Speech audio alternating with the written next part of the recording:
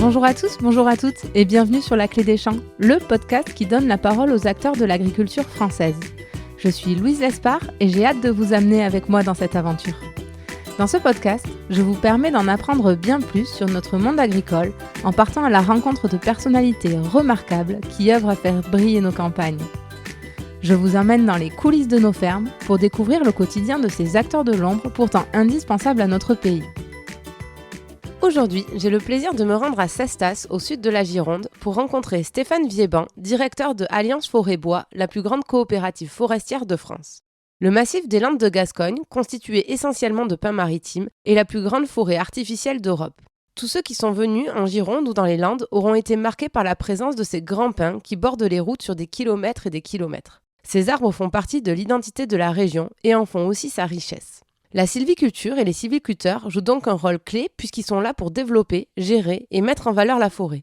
Stéphane nous raconte tout ce qu'il faut savoir sur le sujet. Qui est responsable de ces grands espaces? Comment les entretient-on? Et comment est-il possible de gagner de l'argent?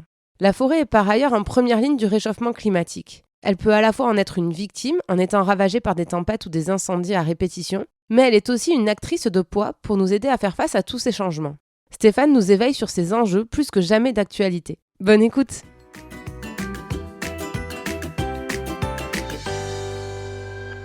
Bonjour Stéphane. Bonjour. Merci beaucoup de m'accueillir dans votre coopérative. Pour démarrer, est-ce que vous pourriez vous présenter et nous expliquer où c'est qu'on se trouve actuellement? Donc Stéphane Viéban, je suis ingénieur forestier de formation et depuis maintenant une vingtaine d'années, je travaille dans une coopérative forestière et je dirige aujourd'hui Alliance Forêt-Bois, qui est une coopérative qui intervient dans la moitié ouest de la France. Et alors quel a été le déclic pour vous de travailler dans la forêt? Parce que je crois que vous avez fait toute votre carrière là-dedans finalement. Oui, j'ai fait ma carrière qui commence à être un peu trop longue. Mais non, moi, mon déclic, il est tout simple. Je suis allé planter des arbres avec mon grand-père quand j'avais 13 ans exactement, en Corrèze. Et donc, je replantais des Douglas après que mon grand-père a exploité. Et puis, ça m'a plu. Et 40 et quelques années plus tard, je suis toujours dans la forêt. On se lasse pas? Non, on se lasse pas, parce que la forêt, c'est très diversifié. Et c'est aussi une histoire d'homme et de femmes, parce que alors je dis pas qu'il n'y a pas de forêt sans forestiers, mais les forestiers c'est une vraie passion et on fait des rencontres extraordinaires. Et alors est-ce que vous pouvez nous décrire le lieu où on est là actuellement? Donc là on est dans une forêt d'un adhérent d'Alliance, une forêt qui fait une trentaine d'hectares sur la commune de Pessac et qui est peuplée essentiellement de pins maritimes, mais pas que, avec aussi des plantations de chênes rouges et puis d'autres essences diverses qu'on trouve dans la forêt. J'ai vu qu'on parlait de la plus grande forêt artificielle d'Europe ici dans les Landes de Gascogne. Pourquoi artificielle et pourquoi c'est la plus grande? Alors pourquoi artificielle? Parce que si on se fait un petit retour en arrière, en 1800, dans les années 1800, 1850, en fait, tout ce grand territoire des Landes, donc c'est un triangle qui est formé, vous faites une pointe là, du Médoc, vous descendez la Garonne, rive gauche, et puis jusqu'à l'Adour. Donc c'est un grand triangle qui fait 1 million d'hectares et qui est en fait recouvert d'une couche de sable qui fait plus de quelques mètres à plusieurs mètres, et qui, dans ces années-là, 1800, était une grande lande où vivaient quelques bergers, et c'était un peu le Far West de l'époque.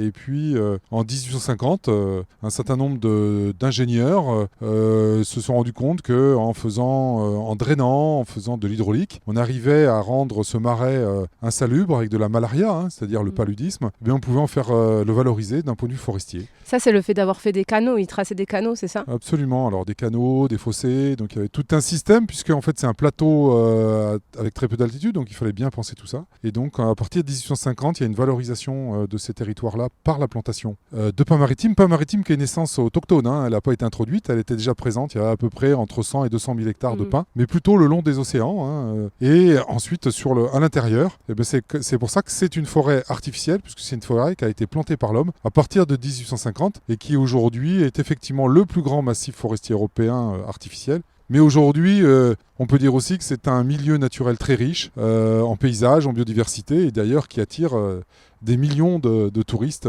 l'été. Et d'ailleurs, pour la petite histoire, je crois que c'est l'ingénieur Chambrelan qui au début a fait des petits tests, a acheté une petite parcelle en faisant des canaux, en plantant les pins, et là il a vu qu'en fait ça asséchait le marécage et que ça rendait la terre exploitable. C'est ça un peu l'idée? C'est ça, c'est-à-dire qu'en fait les pins c'est des pompes à eau et qui ont permis à la fois de bénéficier de l'assainissement, mais aussi de l'amplifier et de valoriser ce territoire. Qu'il faut savoir, c'est un le sable, c'est ce qu'on appelle un podzol en pédologie. Donc ce sont des sols très pauvres, avec des pH très acides, très bas. On est à des pH de 4, 4,5. Donc finalement, on a une chance qui est extraordinaire, c'est d'avoir ce pain maritime, qui est capable de pousser sur du sol très pauvre, qui est capable de résister à des sécheresses et qui fait un bois qui est aujourd'hui recherché.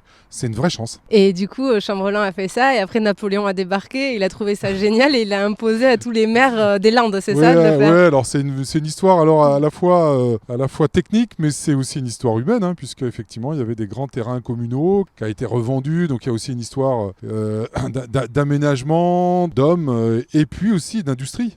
Puisque au départ, ce pain a été beaucoup valorisé par la gemme, c'est-à-dire qu'on récoltait la résine pour en faire de la colophane ou des produits comme ça. C'est quoi de la colophane? Alors, c'est des produits qui servaient à la chimie.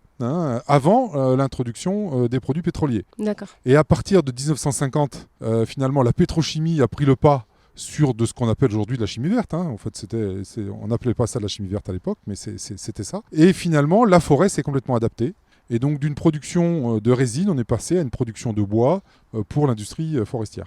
Parfait. Écoutez, je vous propose qu'on aille poursuivre à l'intérieur pour que vous nous parliez de votre coopérative, de son rôle, et puis de surtout comment on gère une forêt et comment on gagne de l'argent avec. Puisque vous me l'avez dit, on protège des espaces quand il y a de la valeur économique souvent. C'est vrai, parce qu'il y a d'autres enjeux comme les incendies sur lesquels il faut effectivement s'en occuper. Et donc gérer la forêt. Parfait. Vous allez nous raconter tout ça. À tout de suite. Stéphane, nous voilà de retour dans votre beau bureau, tout de bois fait, je ne sais pas si on dit comme ça, mais fait entièrement de bois, c'est magnifique. Oui, il y a du bois, évidemment, il y a un parquet, il y a aussi des lambris, et les meubles, évidemment, en bois. Et une belle terrasse, je mettrai des photos. Une terrasse, oui, pareil, avec du bois, du pain maritime, du Douglas.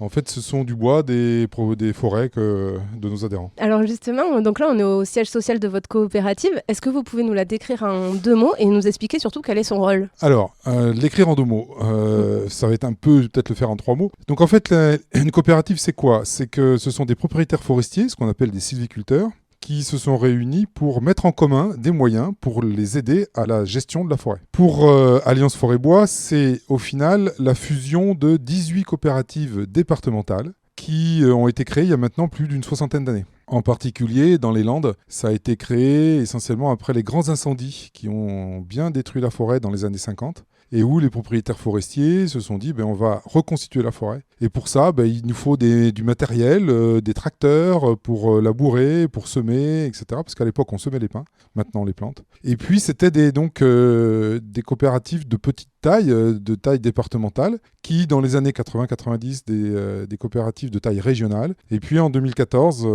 les présidents de 3 coopératives ont décidé de fusionner et de créer Alliance Forêt-Bois. Et en 2018, il y a une autre coopérative de l'ouest de la France qui a décidé de nous rejoindre dans cette belle aventure. Donc c'est pour ça qu'aujourd'hui, on peut dire que Alliance Forêt-Bois, c'est à la fois récent, mais c'est une histoire de plus de 60 ans. Et c'est 18 coopératives qui n'en font plus qu'une pour mettre encore plus en commun avec des nouveaux enjeux qui sont des enjeux du numérique, qui sont des enjeux liés au changement climatique et donc pour travailler ensemble. Vous couvrez la moitié de la France du coup là. Alors oui, on couvre la moitié de la France puisqu'on va de la Seine jusqu'aux Pyrénées et puis de l'Atlantique jusqu'au mont d'Auvergne et puis de la Lozère. Donc on est plus de 600 collaborateurs aujourd'hui qui travaillent dans la coopérative. On fait travailler plus de 2000 personnes sur nos chantiers. Donc des gens qui plantent, des gens qui entretiennent, des gens qui transportent. Et donc c'est effectivement aujourd'hui la première entreprise forestière de France et qui part vraiment de la gestion, de la sylviculture et puis de l'exploitation. Alors qu'on comprenne bien, donc les forêts, pour la majeure partie, elles appartiennent à des propriétaires forestiers. Et donc c'est eux que, 1, vous conseillez et 2, vous aidez à exploiter le bois et gagner de l'argent avec cette forêt. C'est ça vos grands objectifs finalement? Absolument, c'est ça nos grands objectifs. Il faut savoir qu'en France, 75% de la forêt est privée. Donc c'est un enjeu de taille, puisque le reste, c'est la forêt publique, communale ou domaniale, qui est gérée par l'Office national des forêts. Et dans le sud de la France, en tout cas dans la partie ouest, là, dans le massif landais, c'est 92% de la forêt qui est privée. Donc vous voyez un peu... Ça paraît fou parce que la forêt, on a l'impression que c'est un bien commun. Et d'autant plus on en parlera, un vrai rôle à jouer dans la transition écologique. Et finalement, pas tant que ça. Il y a la majeure partie qui appartient à des gens privés, quoi. Alors vous avez raison dans l'appréciation que peut en faire aujourd'hui le sucrier français. Alors nous, on dit que c'est pas un bien commun, mais c'est un bien d'intérêt général. Bon, mais les mots sont importants, puisque en fait, quand vous promenez aujourd'hui dans la forêt française, et vous êtes bienvenus dans la forêt, vous êtes plus souvent en forêt privée qu'en forêt publique, mais la forêt n'est pas fermée, la forêt est ouverte, sauf quelques parties de la forêt française pour la chasse, mais pour le reste, la forêt n'est pas fermée. Et donc, vous pouvez bénéficier de tout un tas de choses très positives pour le promeneur. Pour autant, vous êtes chez quelqu'un qui vous accueille. Et alors, c'est quoi le profil type de ces gens qui sont propriétaires de forêts, qui ils sont et pourquoi ils en achètent? Alors, d'abord, on est plus souvent propriétaire de forêt par héritage que par achat. Donc souvent, les gens deviennent propriétaires forestiers, rarement à 20 ans, plutôt dans une partie avancée de la vie, parce qu'on hérite de la forêt, donc ça c'est vrai. Et les propriétaires forestiers, il y a vraiment toute la population, d'ailleurs je suis sûr que dans vos auditeurs, vous avez des gens qui sont propriétaires de forêt, et de toute taille. Il y a des gens qui ont 2 hectares de forêt, des gens qui en ont 20, des gens qui en ont 1000. Mais pour nous, tous les propriétaires peuvent adhérer à la coopérative, qu'ils aient 2 hectares, 10 ou 1000, et nous, on leur apporte ce service-là. Donc voilà, on en hérite, mais parfois, effectivement, vous avez raison, on peut en acheter. Pour différentes raisons aussi, pour des raisons soit patrimoniales, parce qu'on a envie d'avoir une forêt, mais aussi pour des raisons financières ou fiscales. Oui, parce que j'ai vu qu'on était exonéré d'impôts sur le revenu et aussi sur les frais de succession. C'était assez intéressant comme investissement.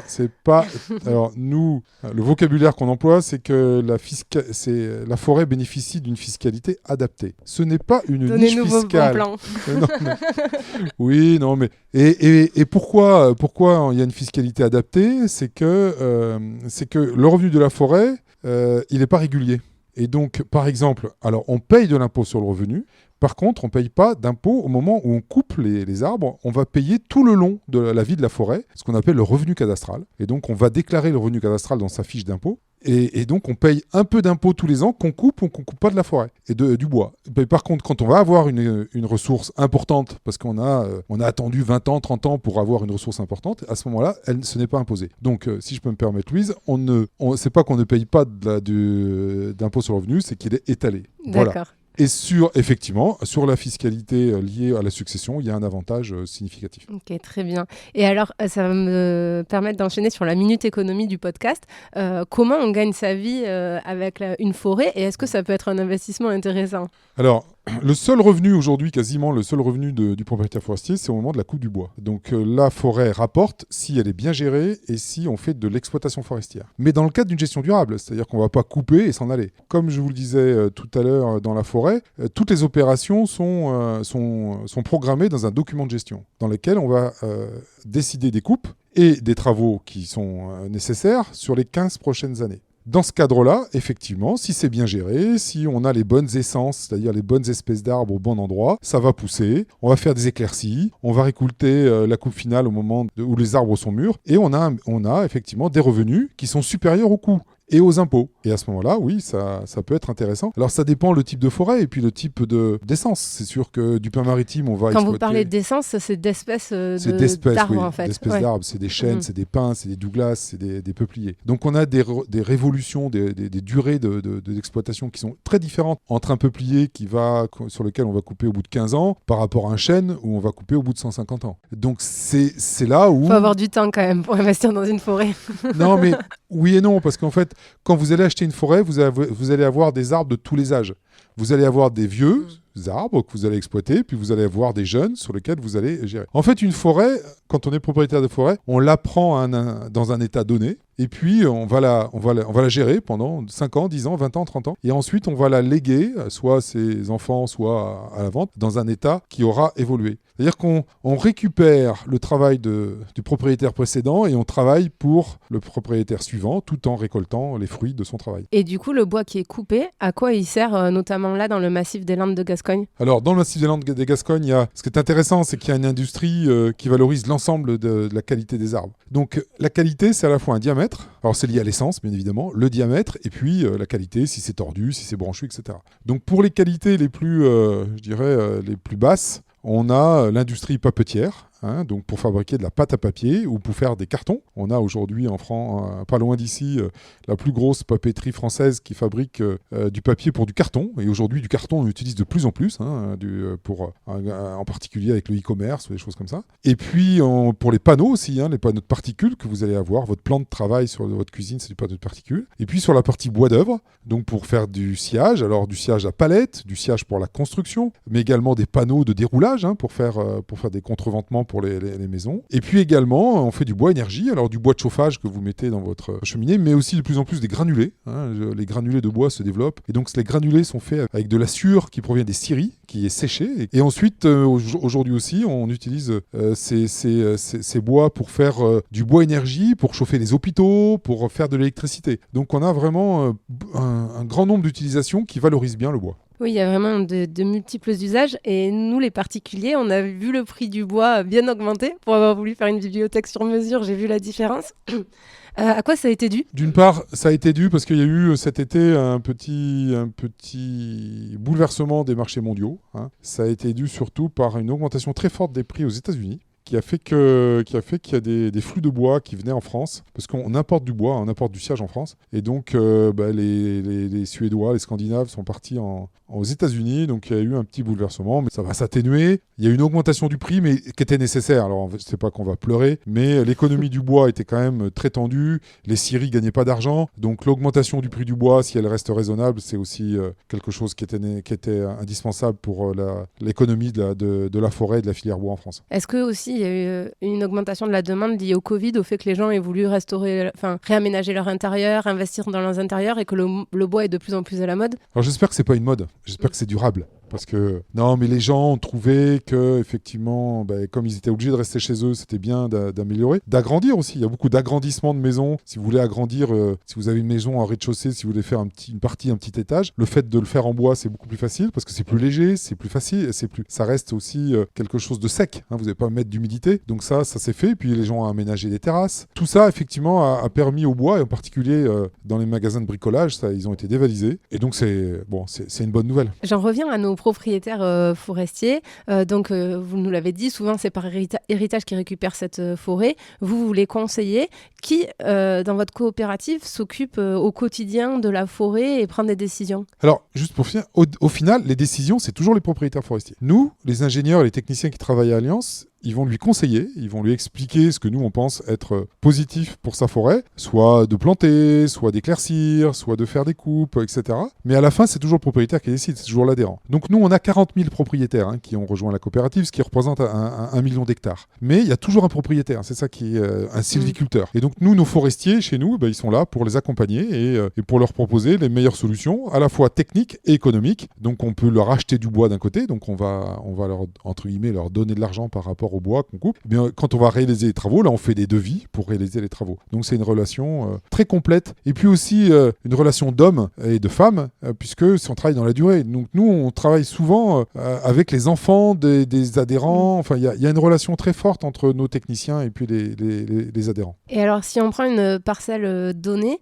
qui est vierge, qui vient d'avoir une coupe rase totale, est-ce que vous pouvez nous raconter sa vie au fil des années pendant les 50 ans qui viennent ? Absolument. Donc on prend ça, on a une coupe qui a été faite. Donc on va d'abord regarder la qualité du sol. Et on va faire un trou à la tarière, pédologique, on va regarder. On va regarder son pH, on va regarder toute le climat et on va en déterminer ce qu'on appelle la station forestière. En fonction de cette analyse que nos techniciens sont formés pour ça, on va déterminer l'essence à planter. Donc alors sur le massif landais, ça va être dans 90% du cas, ça va être du pin maritime. Parce qu'encore une fois... Laissez-nous nos pins.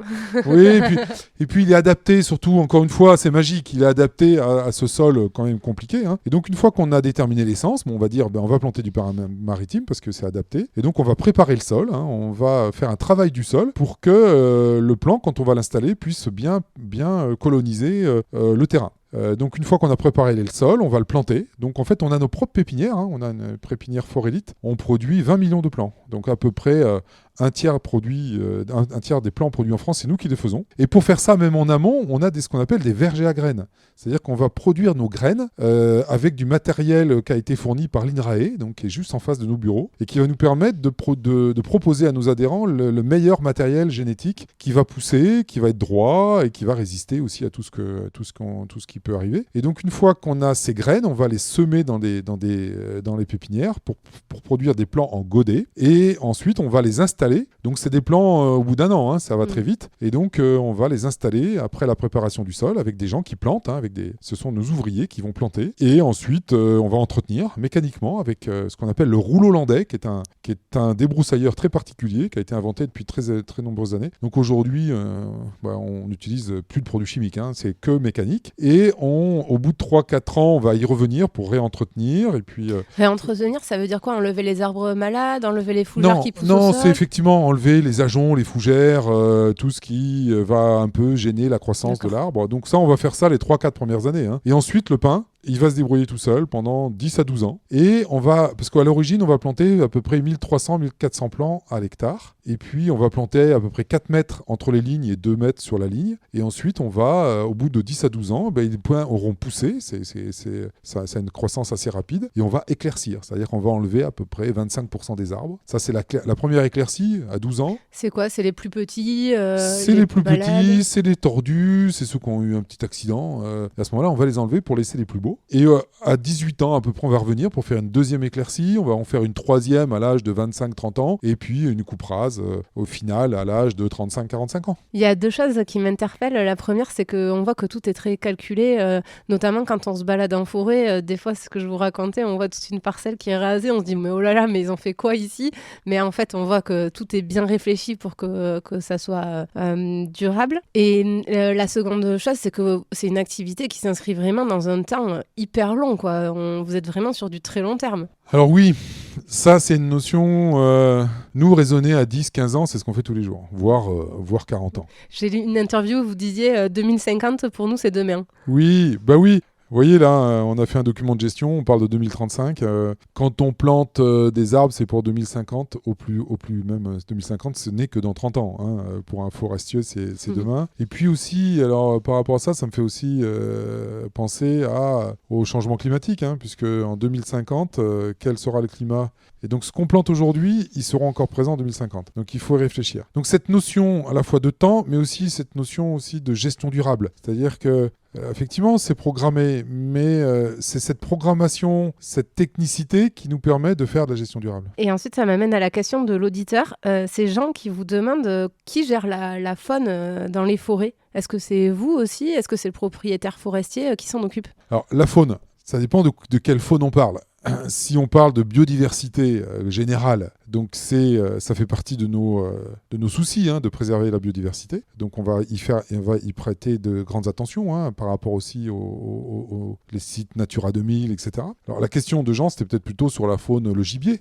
Donc le gibier, en fait, dans le sud de la France, ce sont des ACCA. Hein, donc l'ACCA, c'est quoi? C'est une association de chasseurs? Association communale de chasse agréée. Donc qui est en charge de gérer avec les fédérations départementales. Et ce qui est important dans le sud-ouest de la France, c'est que ce sont surtout les citoyens, les gens qui habitent dans les communes qui chassent. Donc c'est pas des chasses qui sont des chasseurs qui viennent de très loin, etc. Et ça, pour nous, c'est important que ça soit vraiment les gens du coin qui chassent et qui gèrent ce gibier-là. Alors on a un souci, c'est que depuis maintenant une dizaine d'années, vingtaine d'années, on a un très fort développement ce qu'on appelle les ongulés, c'est-à-dire les cerfs, les chevreuils et les sangliers.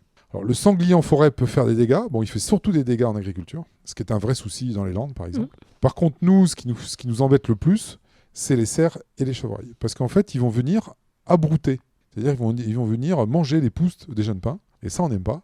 Et puis les cerfs, même quand les pins ils ont 10-15 ans, eh bien, il vient écorcer les arbres et il vient l'hiver manger l'écorce des arbres. Donc là, ça fait des gros dégâts. Donc on a un sujet là-dessus, c'est la gestion de la quantité de la faune, donc des cerfs et des chevreuils, qui est gérée par des plans de chasse. C'est-à-dire que tous les ans, le préfet détermine le nombre de cerfs, de chevreuils qui doivent être éliminés. Mais là, aujourd'hui, on se rend compte que ce plan de chasse n'est pas suffisant, puisque il y a une explosion de la population. Il n'y a jamais eu autant, depuis des décennies, d'animaux en forêt. Enfin, je pense que ceux qui aiment se promener en forêt, s'ils sont un peu attentifs, vous allez voir des chevreuils en quantité. Même c'est un danger sur les routes aujourd'hui. Hein. Donc il y a même de nombreux accidents à cause de ça. Donc en tout cas, oui, on a un sujet sur la gestion. En tout cas, pour la forêt, aujourd'hui, il y a trop d'animaux en forêt. Du coup, là, vous faites des réunions avec les associations de chasseurs parfois pour dire oh là là, alerte, nous, on s'en sort pas, ça met en péril l'activité de la forêt. Oui, alors c'est nos amis du syndicat des sylviculteurs du Sud-Ouest, hein, c'est le rôle du syndicat de siéger dans ces commissions pour dire écoutez, là, dans tel secteur, il y a vraiment trop d'animaux, il faut prélever le plus d'animaux pour qu'il y ait ce qu'on appelle l'équilibre sylvo-cynégétique, qui est là aujourd'hui, il est rompu cet équilibre-là, puisqu'il y a trop d'animaux et que la forêt en pâtit. Et entre les activités de chasse, les promeneurs, les joggers, les propriétaires forestiers, ils ont quand même intérêt d'avoir une bonne assurance civile, non ? Parce que c'est eux qui sont responsables, in fine, s'il y a un accident, qu'est-ce qui se passe ? Mais vous avez raison, s'il y a un accident... S'il y a une branche qui tombe sur un jogger, qui est responsable ? Oui, non, mais de toute façon, il faut que les propriétaires soient assurés en responsabilité civile. D'ailleurs, quand vous payez votre cotisation au syndicalisme, dans la cotisation est prévue l'ARC, c'est indispensable. Même vous avez une branche qui tombe, ou un arbre qui tombe sur une voie ferrée, ou un arbre qui tombe sur une route, ça peut toujours... Eh bien, si effectivement un accident derrière, on peut chercher la responsabilité. Donc, alors, c'est pas très coûteux, ça reste raisonnable, mais il faut effectivement assurer. Et on va passer à la dernière partie de l'interview, c'est les enjeux finalement auxquels est confrontée la forêt, auxquels elle sera confrontée demain. On entend souvent des incendies en forêt. Vous nous en avez parlé que ici dans les Landes, ça a été beaucoup dans les années 50, 60. Mais aujourd'hui, on l'entend beaucoup dans le sud-est, les forêts qui sont ravagées par les flammes. Et ici, même si on voit qu'on a des départs de feu, finalement pas tant que ça. À quoi c'est lié ? C'est lié au fait que après les grands incendies de 1950, les sylviculteurs se sont dit plus jamais ça, quoi. Enfin, faut savoir, hein, il y a eu entre 300 et 400 000 hectares de forêt. Ici, à côté, à Cestas, il y a eu 80 morts. Hein, donc ça a marqué. Je pense qu'on a du mal à se rendre compte. Hein, je crois, les gens racontent qu'en 1949, à midi, il faisait quasiment nuit à Bordeaux tellement il y avait de fumée et de choses. Donc ça a été un drame. Ça a été un drame pour les hommes et pour la forêt. Donc à ce moment-là, les sylviculteurs se sont dit il faut qu'on s'organise. Donc ont été créées ce qu'on appelle les associations de la DFCI. C'est des petits panneaux que vous voyez de temps en temps devant les pistes. DFCI, ça veut dire Défense de la forêt contre les incendies. Donc tous les propriétaires forestiers payent une taxe de quelques euros par hectare pour financer l'entretien. Enfin, d'abord la création et l'entretien des pistes, des pare-feux. Des pare-feux, c'est en fait, on a quadrillé la forêt avec des grands chemins et j'imagine ça a deux vertus. Un, que les pompiers peuvent aller accéder facilement aux endroits où il y a des départs d'incendie et deux, peut-être que ça ralentit l'évolution de l'incendie. Ça ralentit l'évolution de l'incendie, mais après, oui, c'est cette notion-là. Mais ceci étant un grand incendie, oui, si ça part, après ça saute. Mais c'est vrai, vous avez raison, ça arrête. Mais ça, il faut le gérer, il faut l'entretenir. Donc les propriétaires payent tous les ans pour... il y a des associations communales qui sont réunies dans des associations départementales et ensuite il y a une association régionale de la DFCI qui permet de limiter ce risque. Alors vous avez raison, il y a des départs de feu, mais liés à ce quadrillage, l'existence des pompiers bien évidemment qui sont équipés pour ça et surtout les alertes qui sont très rapides, la plupart des feux dans les Landes sont arrêtés très rapidement, ils font moins d'1 hectare. Et pour ça aussi, c'est parce que la forêt a de la valeur. Ça a une valeur patrimoniale, ça a une valeur aussi économique. Donc il y a des moyens qui sont dégagés, et je le dis bien, par les propriétaires forestiers eux-mêmes, mais aussi par les collectivités. Hein. Les pompiers sont payés par les départements et l'État. Mais voilà, donc il y a une vraie organisation liée aussi à une valorisation économique. Dans le sud-est de la France, alors c'est totalement différent. La forêt, elle est beaucoup moins bien gérée. Et elle n'a pas la valeur économique de la forêt landaise. Donc vous avez, comme cet été, un incendie qui a fait dans le Var 7000 hectares. C'est que personne n'a les moyens d'investir pour la protéger parce qu'ils ne gagnent pas d'argent avec, c'est ça finalement que vous dites ? C'est un peu ça, oui. C'est-à-dire que si ça a de la valeur, eh bien on la protège. On protège. Mais ça, c'est vrai pour les maisons, c'est vrai pour le patrimoine bâti, c'est vrai pour pour un tas de choses. Alors, on est plutôt épargné par les incendies, mais on n'a pas vraiment été épargné par les tempêtes. En 1999, on a eu la tempête Martin. En 2009, on a eu Klaus. Vous l'avez vécu de très près, tout ça, j'imagine. Déjà, comme tous les Landais et les Girondins, ça nous a tous marqués, mais j'imagine quand on travaille avec la forêt, ça l'est encore plus. Comment vous les avez vécues, ces tempêtes ? Comment on vit ? Alors, effectivement, Martin, c'est 99. Ça a pris une partie du Médoc. Ensuite, c'est remonté Charente, Limousin. Et en plus, c'était 2 jours avant, il y avait aussi l'autre tempête, qui était la tempête Lothar, qui avait, elle, frappé le nord de la France. C'était extraordinaire qu'il y ait 2 tempêtes comme ça, séculaires, qui se sont passées en 2 jours. Et puis, la plus récente, effectivement, c'est 2009. C'est Klaus. Qui a tout ravagé. Qui a ravagé 200 000 hectares, plutôt dans les Landes. Plutôt dans les Landes. Ce qui a été extraordinaire, c'est le silence dans la forêt. C'était le 24 janvier. C'était... le silence dans la forêt dans les jours qu'on suivit, quoi. C'est-à-dire qu'il n'y avait plus rien, quoi. Enfin, c'était un silence total. Et non seulement la forêt était silencieuse, mais les forestiers étaient silencieux. Parce qu'en fait, ça a été dramatique. Il y avait des gens qui ont vu par terre en une nuit tout le travail de 30 ou 40 ans. Donc ça a été un drame, évidemment, pour la forêt, mais un drame aussi forestier. Mais au bout d'un certain temps... c'est là aussi la richesse des forestiers landais, c'est que ils se sont relevés, ils ont retroussé leurs manches et puis ils se sont mis à nettoyer et ensuite à reboiser. En 2019, donc 10 ans après la tempête, la totalité de la forêt a été reboisée. Il n'y a pas un hectare qui a manqué. Les 200 000 hectares, les 204 000 hectares exactement qui avaient été détruits ont été replantés. Grâce au travail des forestiers landais, grâce à un soutien de l'État et de la région exemplaire. Tout a été replanté. Et aujourd'hui, Louise, vous connaissez bien la forêt, vous voyez que la forêt est reconstituée et elle pousse et elle est magnifique. Et d'ailleurs, ça y est, à côté de chez moi, il y a un parcours sportif qui avait été complètement ravagé, où du coup, maintenant, quand on courait, on voyait le début et la fin, c'était très déprimant. Et là, ça y est, les arbres ont repris de la hauteur, mais il a fallu attendre 10 ans quand même avant que le milieu retrouve un peu de sa superbe, quoi. C'est vrai.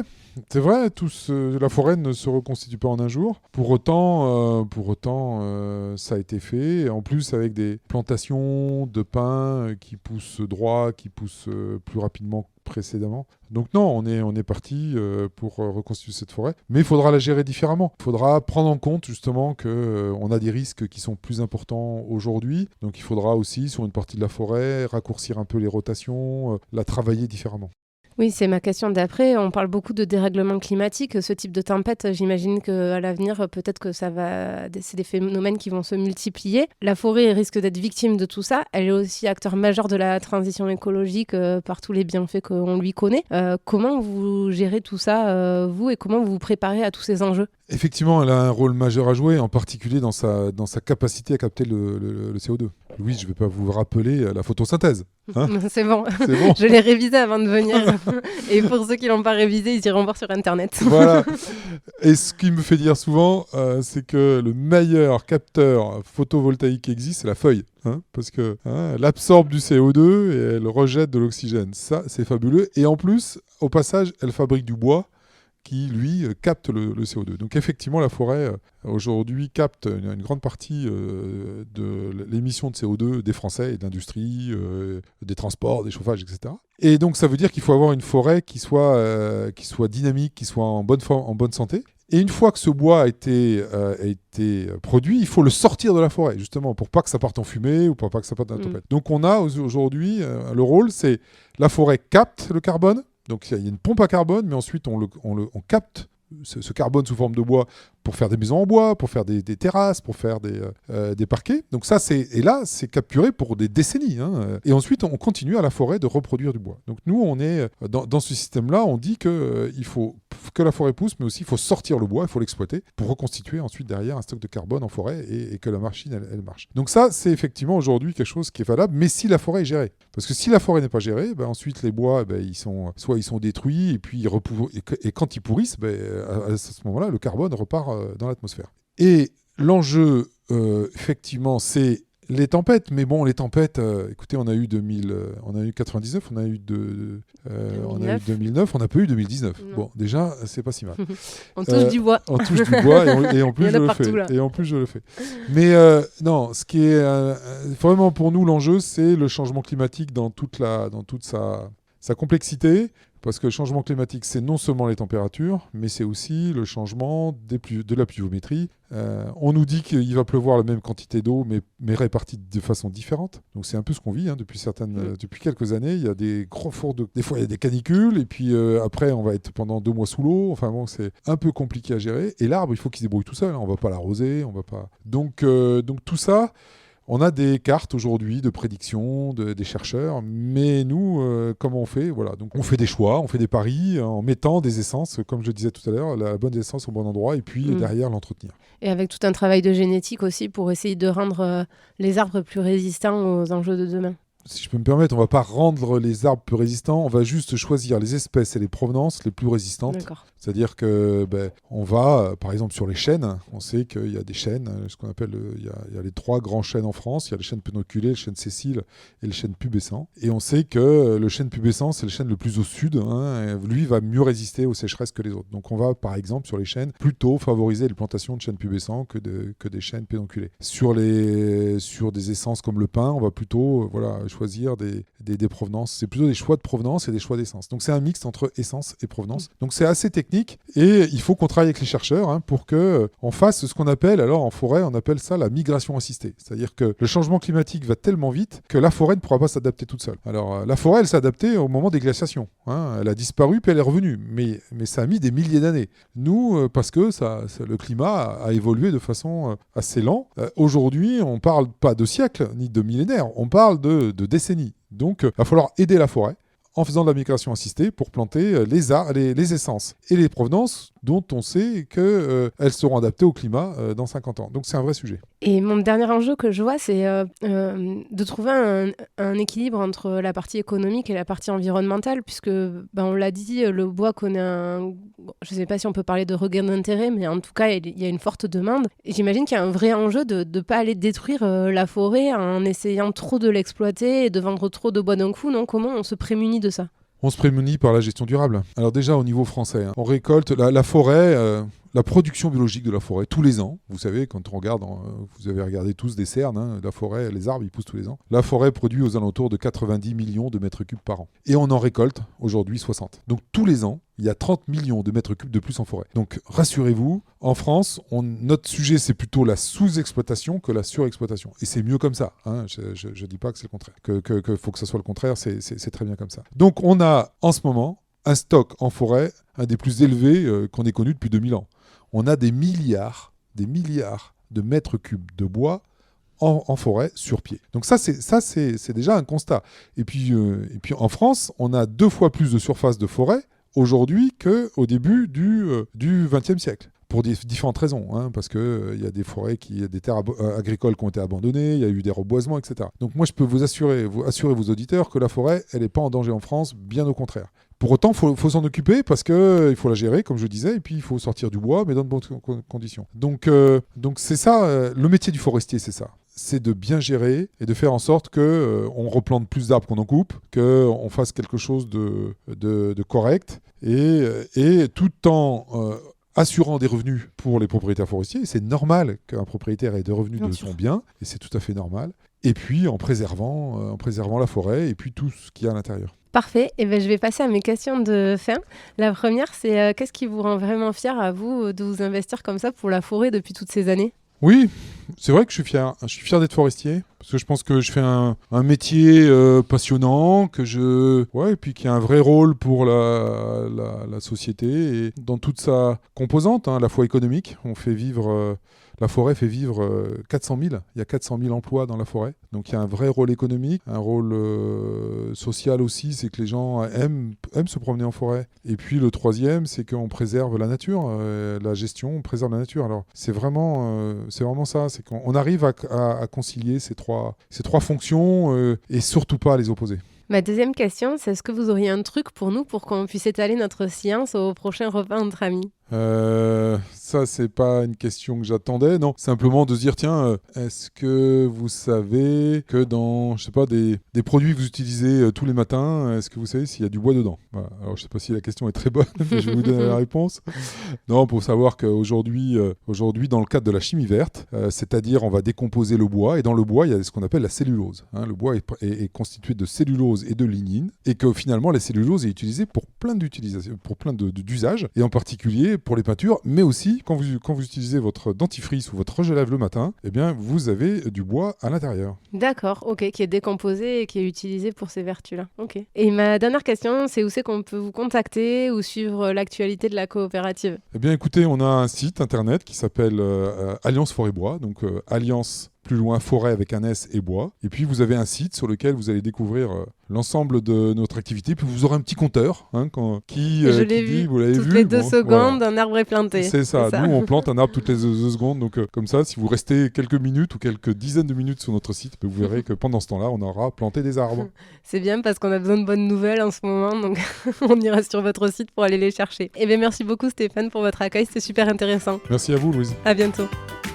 J'espère que cet épisode vous aura plu. Si c'est le cas, n'hésitez pas à laisser une note 5 étoiles ou à en parler autour de vous. Ça m'aiderait énormément pour faire connaître le podcast. Merci beaucoup et à bientôt pour prendre ensemble la clé des champs.